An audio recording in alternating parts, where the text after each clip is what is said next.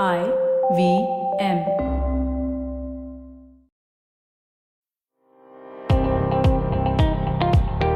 Welcome to All Things Policy, a daily podcast by the Takshashila Institution. We are a bunch of policy nerds based in Bengaluru, and we like bringing fresh perspectives to Indian affairs and Indian perspectives to global affairs. So grab a cup of coffee, sit back, and join us for today's chat. Hi, and welcome to another episode of All Things Policy. My name is Malathi, and I will be your host for this particular podcast. I have a very interesting guest with me.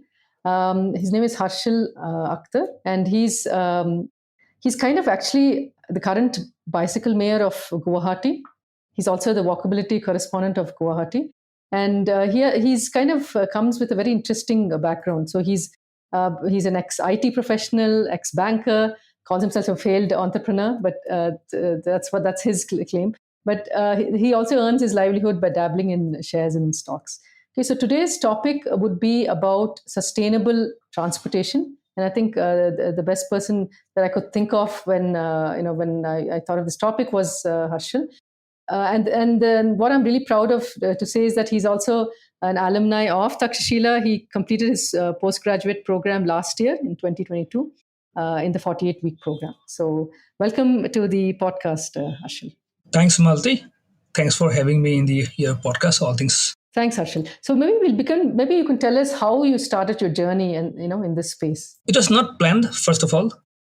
I left my banking job 2012, tried something in the entrepreneurial space. I failed miserably. 2016, I got into cycling because I just wanted to explore the neighborhood.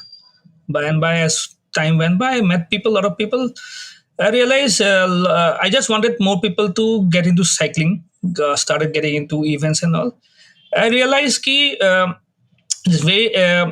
since I don't have a sports background, very difficult to convince people to get into cycling. I started writing about it, talking about it. I reached out to schools and colleges. It didn't turn out the way I thought. Then I founded this concept of Bicycle Mayor. It was starting out in 2018. I happen to be the second Bicycle Mayor of India. India. Interesting. Yeah, the first one was in Baroda, and the third one was in Bangalore. And he also happens to be one of your alumni, Satya That's Shankar. Right. Yes. Correct. This whole this position helped me to reach out to people and connect with people. This was the whole name called Bicycle Mayor was a bit fascinating, even though it's an honorary position, non-political at all. And just given by an organization called BYCS, we call it Bikes from Netherlands. And Netherlands have all this whole culture of promoting sustainable transportation, primarily cycling. Bikes happens to be one of the biggest ones. As of now, there are 100 plus bicycle mayors in the world. India happens to as a country, India happens to have the highest number of bicycle mayors. There are, as of now, about 60 bicycle mayors across 50 cities. Okay. So that happened in 2018. Then again, I was trying to get in people to talk about and work together initially it was only for the cycling part. I had there are different ideas who got together, who came up. A lot of ideas failed. 2019, we three of us got together and started this organization called Pedal for a Change. Okay. It's registered as a trust, but then we primarily work as a civil society organization. So when time passed, we realized we needed to get more into the advocacy part. Mm-hmm. Because we realized there's a limitations, right? There's a limitation I can ask people to make some behavioral changes on an individual level, but these are beyond that. It's not scalable after a beyond level, certain level. So one had to get in the advocacy and policy level things. Initially, we started only in the advocacy. 2020, we started another program called Bicycle Counselors in Guwahati. And this is again in line with the model that was started by Satya in Bangalore. As of now, only 3 cities in India have bicycle counselors: Mumbai, Bangalore, and Guwahati. So with this, actually, a lot of people joined us. And interestingly, a lot of these people who joined up were not people in my known circles. But these are people who wanted to contribute to the development of the city. We realized we need to get together to talk about these things. And luckily for us, we did reach out to a lot of people in academia, in the media, in other professions, and Akhter join us as advisors. So as of now, Pedal for a Change has about 34 members. Okay. About 16 of them are volunteers, and other members are advisors. We have people from Guwahati IIT, some academia, from urban planning, transport planning departments, transport planning professions, and all those. These people have helped us formulate what we need to work upon. And as we grew quite organically. We last year, this year actually, we had actually won a competition called a climate challenge, started by Shakti Foundation and Intellicap. Which basically we were one of the top out of the eight organizations across India will be working in the climate action space. Okay. Right, we happen to be the youngest ones in terms of experience, and only one in the working in the sustainable transportation domain. Okay. And how This actually, Yeah, sorry, Arshel. I just wanted to was curious to know how receptive the society was, because when you first started back in 2019, you said there were only two of you, right? But then now it's kind of grown to 36, and it's a slow growth as I can see. But how open are people to kind of even just hearing you out and about your what you're advocating for? see, we have to work in different ways. Like when we talk, engage with the community, the people. When we talk about cycling per se, I believe there are two, three different ways where you can talk about. When you talk about cycling, there are basically two kinds of users. One is the captive users, the people who are like the poor sections of the population who don't have any other modes of transportation, and people like us who are into the choice cyclists, which cycle by choice. We have another different options, have modes of transportation. We have access to those, but then a lot of us still prefer to use our cycles. But when we talk about cycling as choice, there basically we can again divide it into how they use it. One is will be the recreation part, which is the most visible aspect of India, or not only that, across the world. One is the sports part, one is the adventure tourism part, and the fourth one is the commute part. So we realized we just cannot focus on one particular area, because when it comes to reaching out to the community, we have to focus, engage with everybody. So we organize different kinds of events to engage the community and get them into. Basically, idea is to if we just idea is to create a bigger funnel of people, engage with people, and get them to cycling. This has helped us a lot. We organize through different events and all. We do those. We do organize races. It has been luckily for us that some of the participants in those races have been able to win medals at national level as well. Oh, nice. Okay. And you're focusing predominantly in Guwahati, because Guwahati, I understand, has a population of just over 900,000 people, right? And it's around, I think, the 48th highest in India. But is the focus only in Guwahati or other parts of Assam? We started in Guwahati, but then again, we do work regarding the events and all. We do focus in other parts of. We have worked in Arunachal Pradesh and Meghalaya as well, and other parts of Assam as well. But just to let you know, that figure of population that you said was from 2011 census. Guwahati's population was 9.36, 0.9 million. Sorry, right? 93 lakhs. It's less than a million. As of now, considering a decadal growth, we estimate the population must be about 2 million or 22 lakhs. Really? It's grown? Okay. Interesting. And it's the primate city of the Northeast, the biggest one in the entire region. The second biggest city has a population less than 5 lakhs. So there's a big disparity between. Yes. Them. Okay. So I think that's nice. Thanks, Arshel, for just giving us an overview. So just for the listeners as well, right? Since we're talking about sustainable transportation, so just to give an idea of what is defined as sustainable transportation. So it kind of refers to the different ways of transportation that are sustainable in terms of their social and environmental impacts. And these components for evaluating the sustainability includes maybe the particular vehicles that are used. This is for the different modes of transport, like the road, air transport, or water transportation, and the source of energy, and as well as the infrastructure that's used to accommodate the transportation. Right. So the typical the 5 different sustainable transportation modes that we have are the obvious one is walking. Then there's cycling, public transport, car sharing, and then the more recent one would be, I guess, the electric and the hybrid that can come under this category. Right, Harshal, anything else that you might want to add in terms of what is sustainable transportation? Even rivers provide us a big sustainable mode of transport, ships and all. These are the most sustainable modes. I have a different idea about electric vehicle, electric mobility, but then we can cover later on. The primary reason is that when you talk about sustainability, the ecological part, all these things are real, understandable. But also we need to understand that the road spaces, the roads are common goods, right? The current focus of electric vehicle, electric mobility is primarily on the private vehicles. The shift needs to change from that. Apart from that, again, the EV vehicle whole movement is primarily focused on the storage batteries. Right. But then again, there are different technologies. I believe we are in the threshold of here. These are like in the process, will be a transitional phase.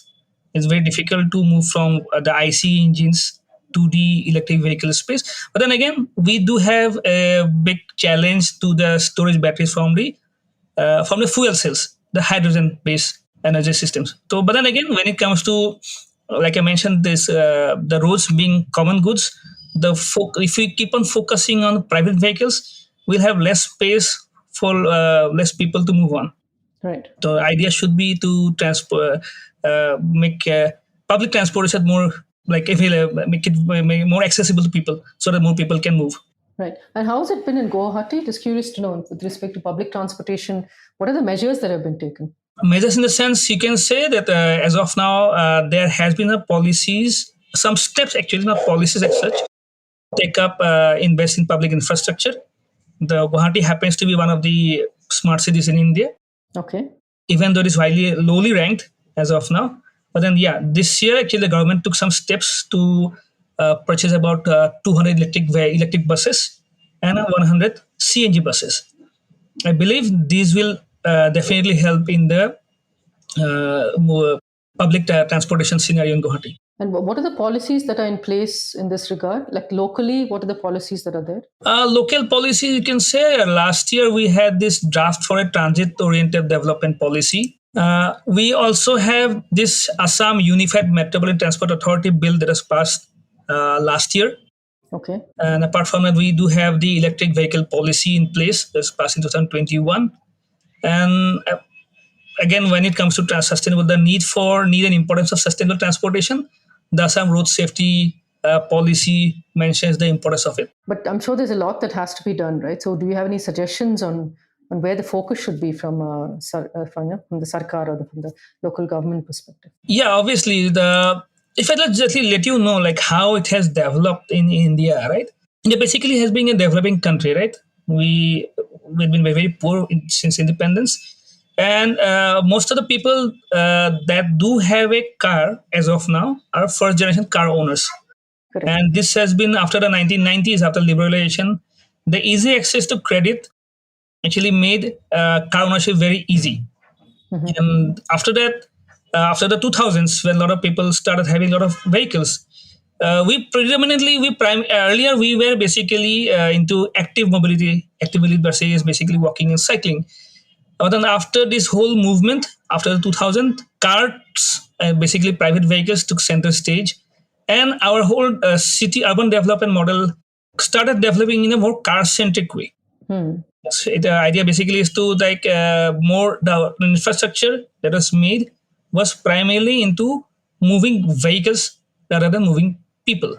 And this has stayed on since last many years, even though the problems of this are understood. But then even though there are some policies in place, but the implementation is not as we'd like to happen. The amount of investments that is happening basically is, when you talk about Guwahati, a large amount of funds are invested in creating flyovers. Right. With this whole idea that this will reduce congestion. But then we have seen time and over again that this has not been the case. All the models, all the ideas, all the evidence proves that flyovers do not help in solving congestion. But then this has been one of the practices. Even it's surprising that it's almost a new flyover is declared almost every quarter. Oh, okay. Yeah, and Guwahati is seeing one of the fastest develop in terms of road infrastructure. But then basically focus is more in Guwahati, and if it is happening in other places in the state, it's more about flyovers. But then I do understand that flyovers are required when it comes to like in places like where there is a railway track passing between we need to do those things. But then again, these things can be occurred. But then again, when it comes to congested areas, flyovers have never been able to solve the stated stated problem. Yeah, I think we need to get to the root cause, as you're saying, right? And then eventually it should be a balance of all of this, the infrastructure development and also improving public transportation, bringing in that awareness, that the society too should have, right? So it's a multi-pronged approach. Do you have any other suggestions that you would want to kind of put forth, whether it's at the the union or the state level? Actually, in the union level, we do have this policy called National Urban Transport Policy that was passed in 2006. Again, revised in 2014. That is one of the very progressive ones. But then again, since transportation comes under the concurrent list, we do have these highways and these state, city, municipal roads and all, state highways. It's a mix because when it comes to highways, the transportation and the vehicular mix are different and the needs are different. And the ways to mitigate all this congestion are different. But when it comes to urban streets, we have to take a different step. So one policy will not suit all kinds of roads. Correct. Yes. Yes. Right. Again, for urban cities, we believe as of now we need to focus. It's understandable. We need to focus more on public transportation, and we also need to what I was said. How would I say is basically understand the modal share of this city. When you call by modal share, if I give an example of Guwahati, the last census happened in 2011. As per that data, about 21% of the working population walk to their places. 21% of the population cycle to their places. About 18% of the population actually use their own private vehicles. Okay. And the amount of changed now, right? Since it has changed, definitely. But then when it comes to but then again, when you look at the how the roads are distributed for different modes, we can see that there is none that is dedicated for cycling and for public transportation. Yeah, it's skewed heavily in favor of yes, the private vehicles. Yes. Okay. So just shifting to the international scene, right? I mean, we know that, like as you correctly mentioned, Netherlands is on top when it comes to sustainable transportation. In fact, it's followed by Sweden, Belgium, Luxembourg, Denmark, all countries in Europe, right? And we know that these are the more advanced countries in terms of green transportation initiatives and infrastructure. Is there a leaf that we can take off from any one of these countries in terms of something that we can incorporate here? And if so, what do you think that would be? See, Malathi, basically this, we primarily had been the way our cities got developed since the millennia. Basically, we're very organic in nature. Like we basically, the cities got developed. It may be a religious place or a marketplace near a river and all. This whole model changed after after Second World War. Basically, we started following. I'd rather use the word. Started blindly following the North American model, which is actually right now being followed by the Chinese government as well.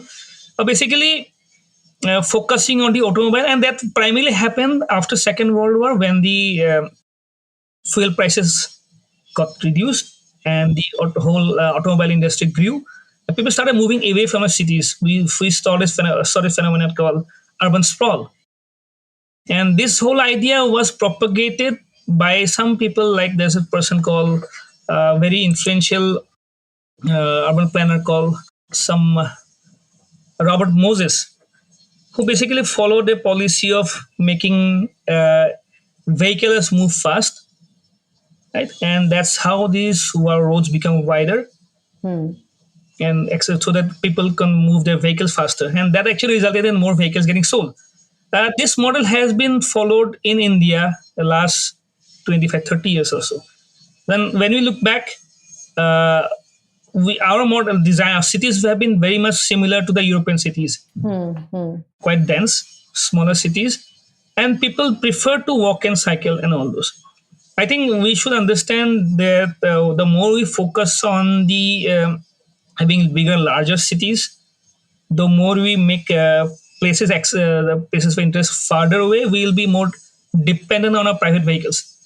As of now, that we should be focusing more on making our cities compact rather than enlarging those cities. We have seen these problems, right? If you go, for example, in Delhi NCR, the NCR comprises a lot of other cities that combine together. We can see the massive traffic snarls on the roads that connect these cities, smaller cities, to the Delhi. For So, that matter, yeah, go ahead. Sorry. I think there's similar problems faced in Bangalore as well. I was going to say that. Right.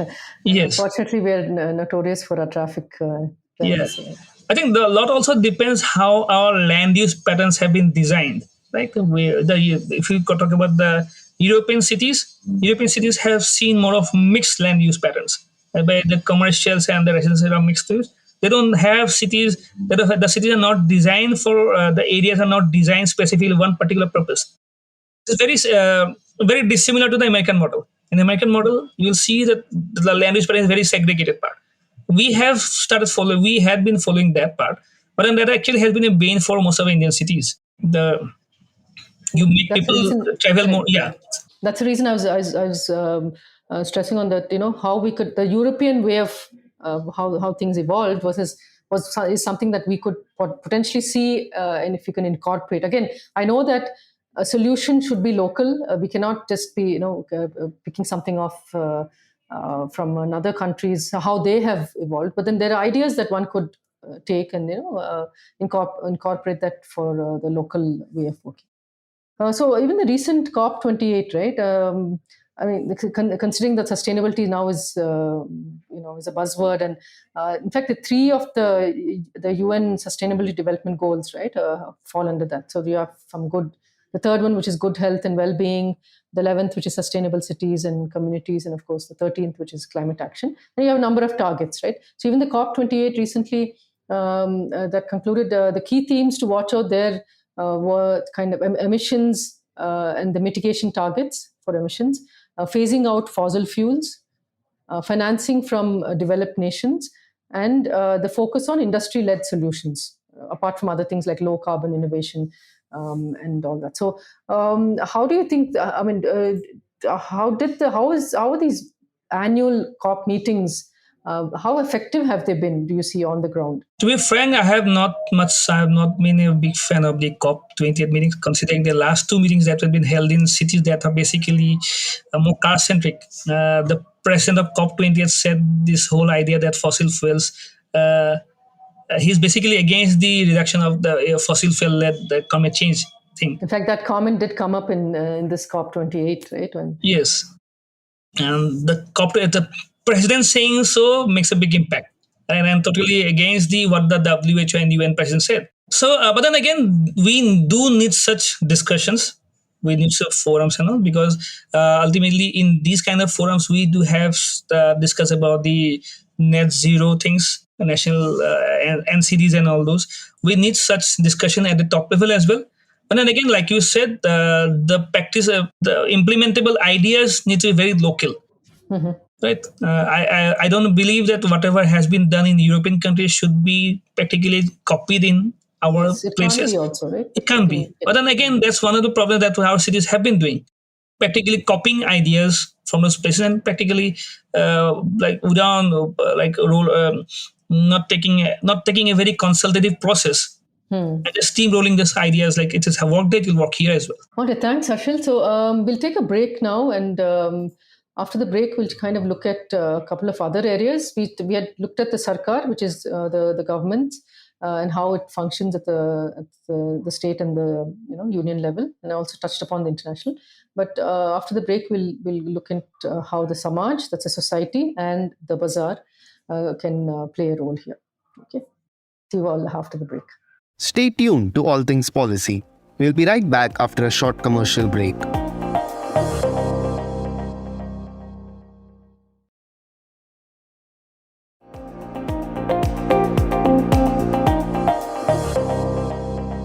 Okay, welcome back from the break. So we'll go first into how the Samaj plays a role. That's a society. So Harshal, tell me, what role can the various private and public organizations, as well as civil society organizations like the one that you're part of, how can they play a role in fostering a culture of sustainability and promoting the adoption of sustainable urban transportation practices, because it has to start from the people, right? The people should want that for other changes to happen. So could you please just elaborate on that, what your take is? Thanks, Malti, for this specific question. The idea basically we believe is that when you talk about sustainable transportation, the facilities for sustainable transportation, the primary ideas that come to our mind are basically maybe the metro when it comes to public transportation, maybe bus rapid transit systems, bus lanes, cycle tracks, right, and wide footpaths. Then again, these are things that takes time because of the amount of financial resources that are required, and also to some extent the amount of political will in these parts.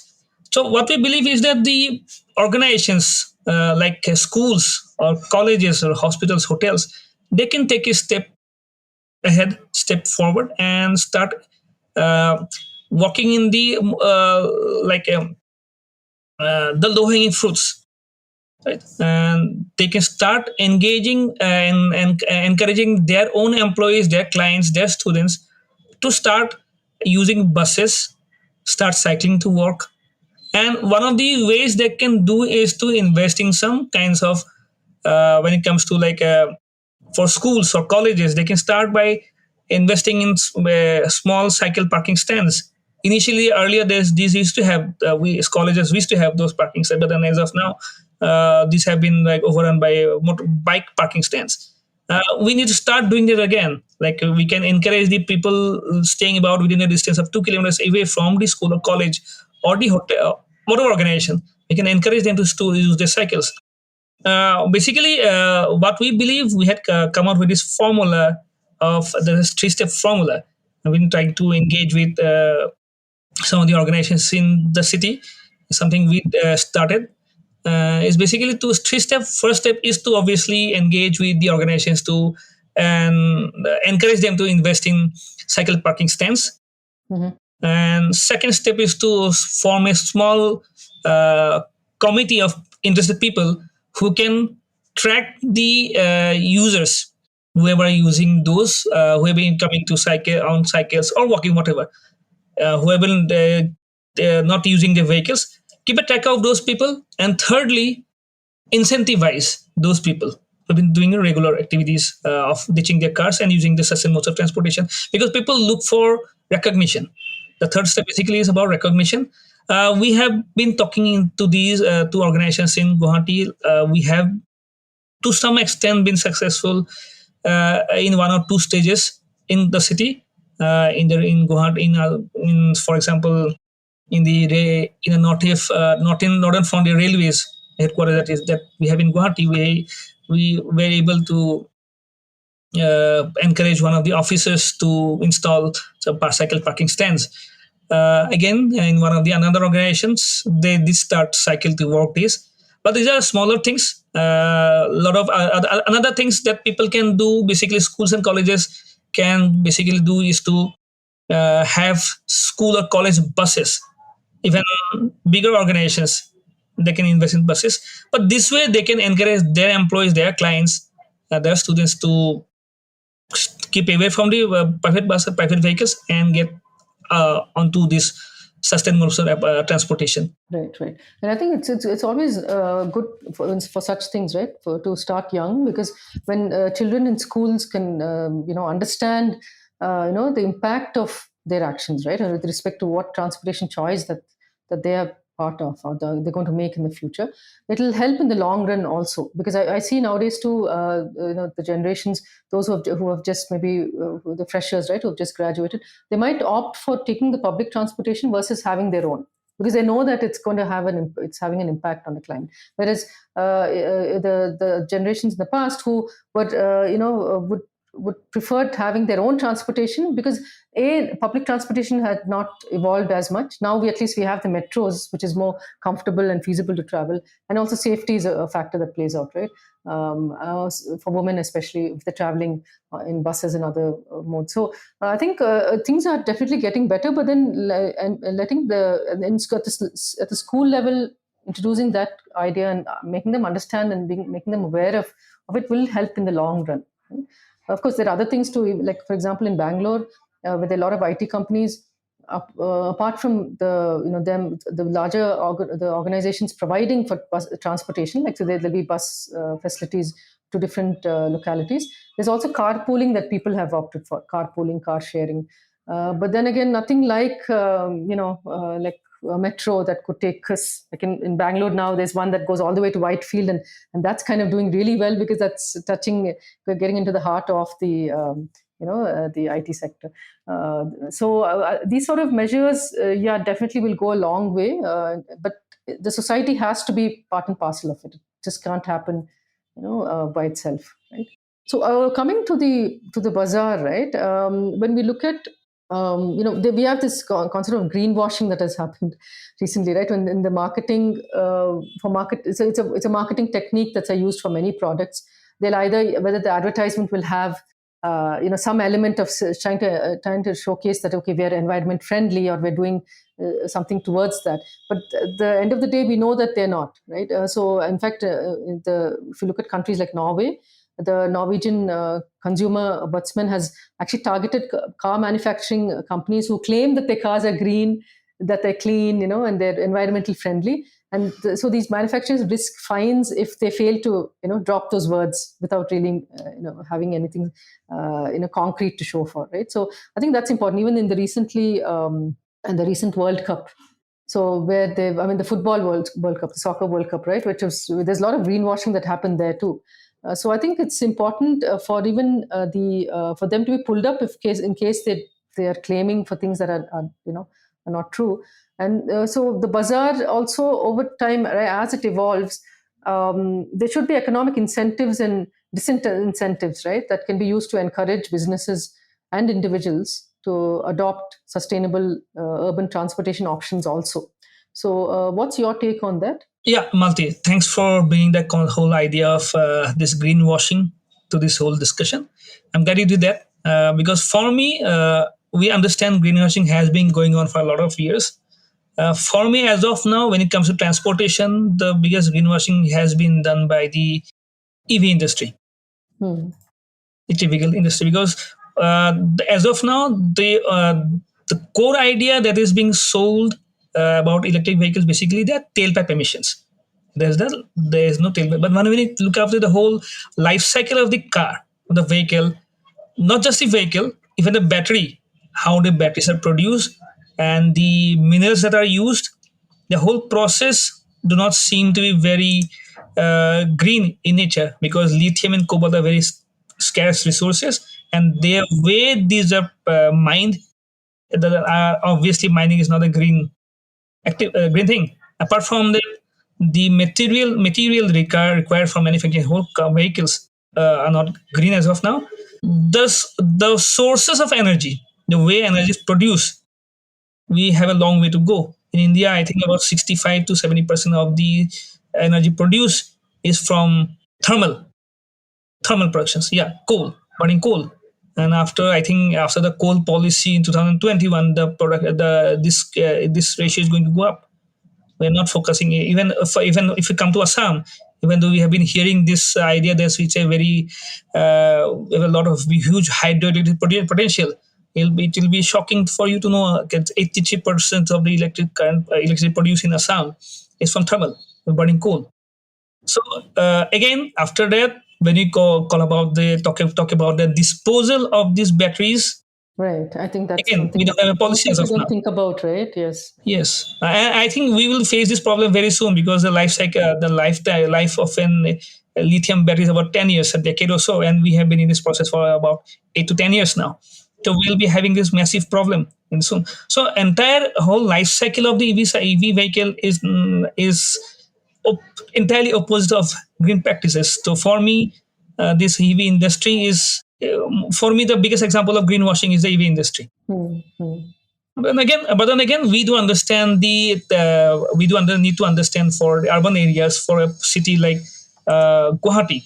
Wanted to let you know that Guwahati is one of the most polluted cities in India. And considering that fact that it's not one of the biggest cities in India, just population of 2.2 million, estimated population, it's been one of the most polluted cities in India, even not in India, it's in the world itself, having a rank of about 80th as of now. Oh, It's that's not surprising. obvious. Yeah. It's not obvious, obviously, and sometimes it does have pollution levels above the Delhi levels. And Delhi for us is the benchmark, right, in terms of most polluted cities. And also in congestion levels, we are one of the most congested cities, even though it is not one of those. We don't have an study, and TomTom has not done any studies in for Guwahati. And studies have shown that the primary sources of pollution for the city are tailpipe emissions from vehicles and construction activities. When it comes to tailpipe emissions, basically private vehicles and construction activities. Construction activities have been going on, and Guwahati happens to be one of the fastest growing cities in India in terms of construction activities. And when it comes to construction, the private constructions are also there. The primary constructions are the flyovers and the road widening things. And just to think about it, we have tailpipe emission for vehicles. More vehicles are there, but then again, more infrastructure is getting for accommodate more vehicles.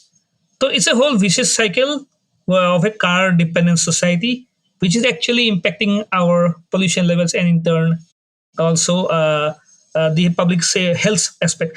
Apart from, I'll also like to bring you to the focus that Guwahati, Assam has one of the highest number of fatalities in road crashes. Oh, okay. Yeah, the fatalities are upwards of 50%.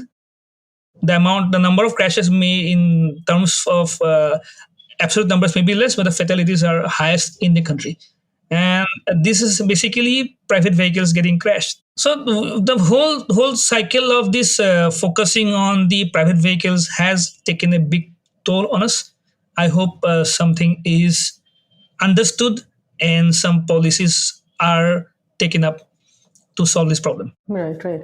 And the road to sustainable transportation. So when even lessons from 50 years of the United Nations Sustainability Development Policy, right? It's been around for 50 years, but it's only in the recent decade or so that more attention is being put to it, because we see the effect it's having, right?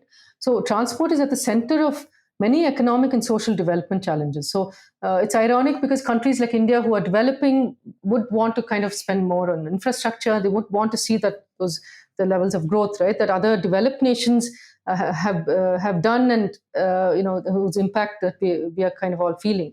But but all of this, that's the transport being, since it's at the center of the economic and social development challenges, they also account for about, I have some data here which says 64% of global oil consumption, and there is around 27% for energy use, and 23% of the world's energy-related carbon dioxide emissions. So we all have to start rethinking and revamping how the transit measures are put into place, because we can't, like you correctly mentioned, right? We can't just do what the developed nations had done in the past, because now we're in a different point, in a different timeline, and the situation and the challenges are also quite different and very in the face, right? So these are the things that that one has to do, and it's, when you think of it, it's as simple as just getting back to the basics. One would think, right? Walk more as much as possible. The next step is if you can cycle, please do cycle. If not, using the train, which I believe is off the lot the most sustainable mode of transport, versus air transport, or you're having your own private vehicles, or the road transport. So there are many things that as citizens, or as a society, if we're aware and then make the choices based on these factors, right? Of course, convenience comes into the factor, and then when you're in a better socioeconomic state, you would want to kind of opt for faster modes of transport and other things. But then I think there should be a balance. At some point, we should balance this, and then take a more educated decision based on knowing that the impact that it has, right, in the long term.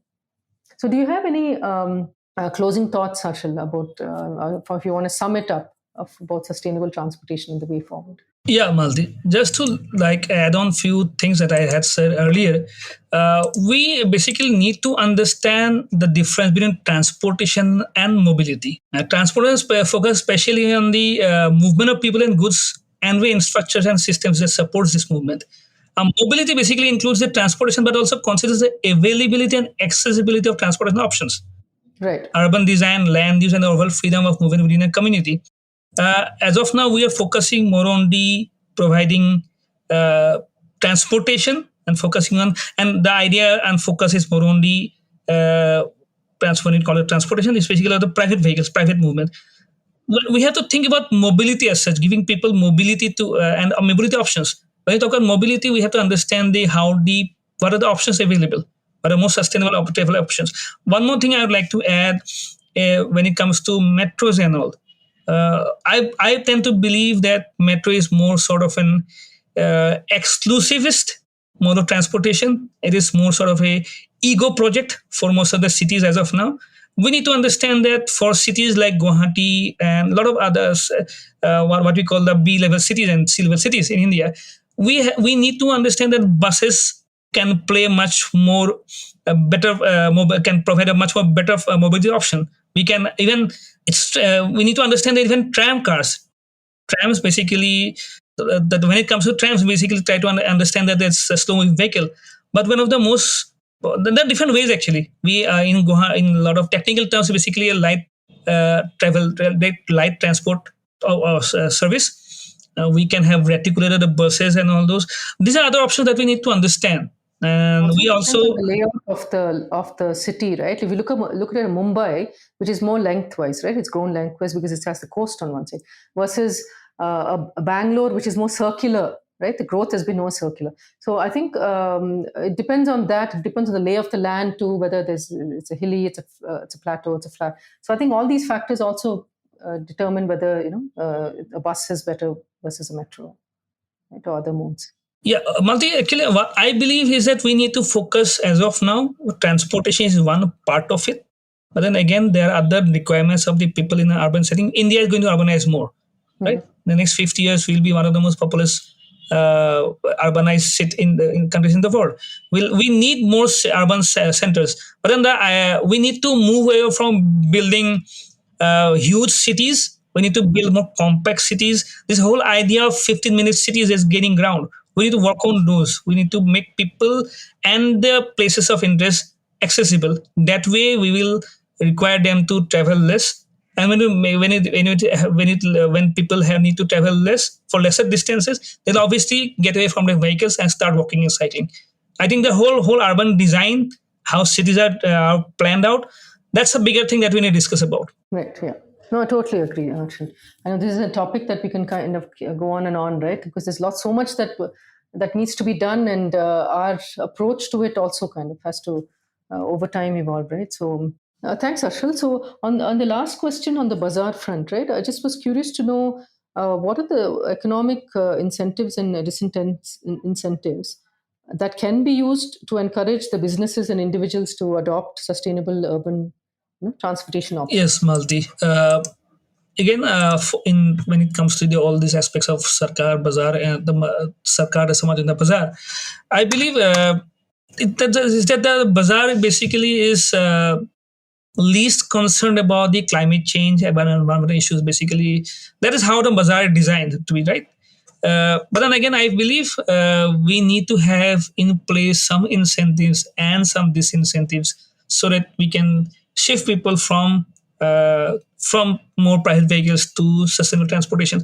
I believe we have given enough incentives for car-centric development in terms of maybe wider roads, more flyovers, more parking spaces. I believe the next step that we have to disincentivize car usage, right? And in that field, I believe congestion tax is one of the very good ideas that we can implement in cities. We need to implement when it comes to on-road parking. I believe it shouldn't be free. Off-road parking needs to be freer or of lesser cost than on-road parking. We can also have traffic calming measures We can have speed limiters for vehicles, and also to encourage the market. Basically, we can have mobility as services solutions. We obviously have, for example, you can say the self-driving cars. Those are mobility as service. You don't need to basically own a vehicle to travel. You can rent those. We can encourage those, and actually we can encourage the automobile industries to manufacture more public transportation or invest in. We can have public public-private partnerships in terms of infrastructure for public transportations. Have more incentives for people, organizations, factories who produce public transport, public buses and metros and all those. I think these are the ways I can. We do not basically need to hamper the growth of the private in the bazaar, but then again we can incentivize them and get them to encourage more people to shift to public transportation. But thank you so much, Arshel. It was a pleasure talking to you, and appreciate your time. So and with that, so we come to the end of another episode of All Things Policy. Thank you. If you liked our show, don't forget to check out other interesting podcasts on the IVM network. You can tune into them on the IVM Podcast app, ivmpodcast.com, or wherever you listen to your podcasts. You can also follow IVM on social media. The handle is @IVM Podcasts on Twitter, Facebook, and Instagram. And hey, if you'd like to dive into Takshashila's research on technology, strategy, and economic affairs, check us out at our Twitter handle @TakshashilaINST or our website takshashila.org.in.